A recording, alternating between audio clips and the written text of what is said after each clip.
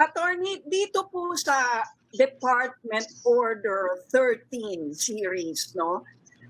Meron po kayong mga panawagan.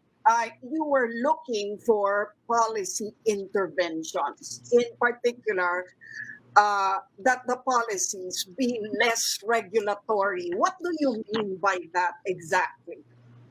Well, ano po, unang-una, we wanted sana to, of course, continue within education. We think that the private schools should be supported and be allowed to continue rather than be regulated. Ang sentiment po kasi ngayon ng private sector is that, like for example, that DO13, if you apply the same standards sa public school system, we can expect that they will fail, no? Even the training of the Why? teachers, learner management system. So why apply it in the private schools? And under what benchmark are we evaluating the private schools on their in terms of their readiness? That's one. Number two, yung timing. Nung nilabas yung DO13 na yan, it was only in June 24. May mga nakapagbukas na private schools and the deadline to comply is July 5. Now they extended it to December 29, but not all of the requirements. No, so and we think that again the private schools should be supported, no? Should be encouraged to deliver. The government should support innovation, no? Which is of course lacking in the public school system. So Yes, that's our appeal. no? Ano ba itong you have to have your own learning platform or learning management system? What is that? What does that comprise? Well, if you have parang parang online lahat, no? So lahat ng the services ng school from classes, no, yung mga virtual classrooms, yung grading system, the student should be able to access this in a learner management system. May mga may mga available. So since the preferred mode in the private sector is online, and then they should have the learner management system and included yan sa mga requirements. But again, we think that it should encourage private schools to go towards that direction rather than discouraging them. No? Like meron dyan, may requirement, for example, 24/7, meron kang help desk, no? To answer calls, mga ganyan. So, or you have to purchase yung mga learner management system. You have to train all of your teachers in all of these modalities within that limited period. And again, I think we're just in a transition period. We should be allowed to transition, no, smoothly and in a less regulatory environment. No? And it also entails cost. Yung mga requirements yan, dagdag pa yan sa gastusin ng school.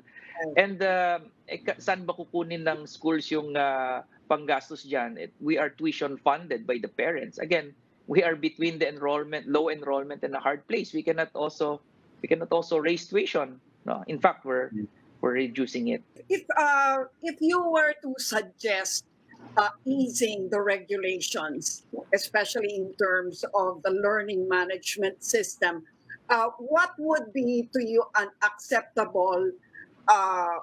What would you suggest? Anong klaseng learning management system ang masasuggest ninyo na manageable sa costs ninyo? Well, ano po yan? Number one, the schools should be able to develop their own LMS. No? Kasi sa private schools, meron pong kaya po nilang mag-develop. They don't have to purchase. No? So that's number one. And there should be a period for us to reasonably comply. And I think ang pinaka-important po dyan, Ms. Lucci, is that there should be consultation, no? Wide consultation. Kasi po yung dinetermine doon, yung sinet na standards, well, from DepEd lang din po yung gumawa doon. We don't know about their expertise. Again, it should have been subjected to consultation of not only of the schools, including sana yung mga parents and student groups para makapag-suggest sila, no? Ano yung what would fit their school community, kasi iba-iba rin tayo ng iba-iba din yung capabilities ng students, iba-iba din capabilities ng mga schools. That should be properly determined, no? Again, it should be less regulatory. Ang ano po namin policy intervention is that we should be allowed to innovate. That's number one. And if we if we are able to innovate but we have limited resources, then government should fund that, no? Kasi even in the developing countries, ang role na po ng government ngayon is not really to control education, no, but to fund and regulate it.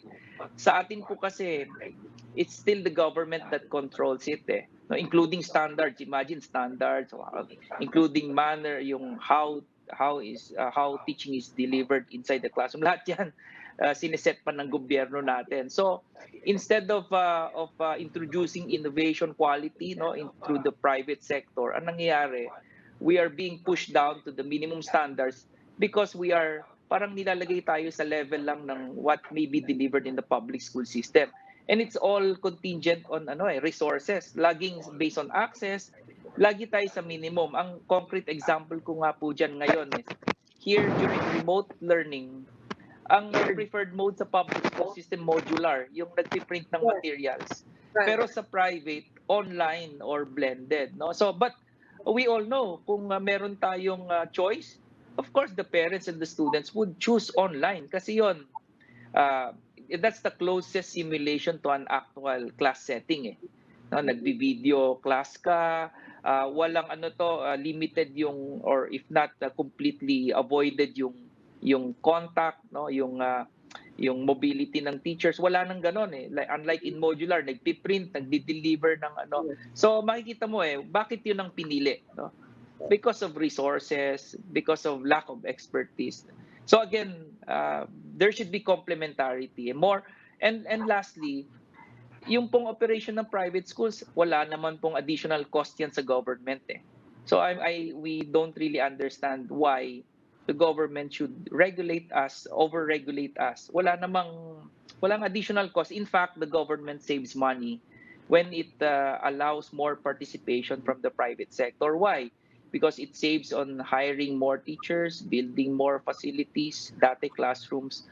The higher the participation of the private sector, the lesser burden for the government. So ngayon po, maraming underutilized, maraming unutilized na private schools, even with good facilities, good resources, and well-trained teachers, hindi po nagagamit dahil nga po very low enrollment. Wala pang 50% po nag-enroll.